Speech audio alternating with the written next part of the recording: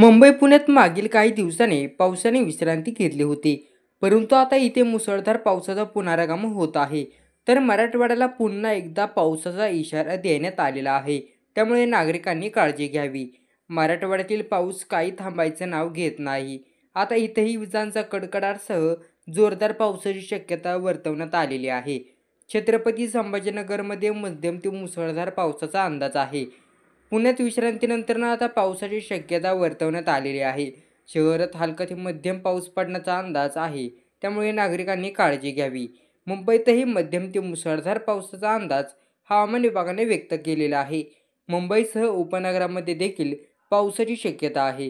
त्यामुळे उकाड्याने हैराण झालेल्या इथल्या नागरिकांना आता दिलासा मिळणार आहे. कोल्हापुरात मध्यम ते मुसळधार पावसाची शक्यता आहे. त्यामुळे शेतकऱ्यांनी पिकांची काळजी घ्यावी.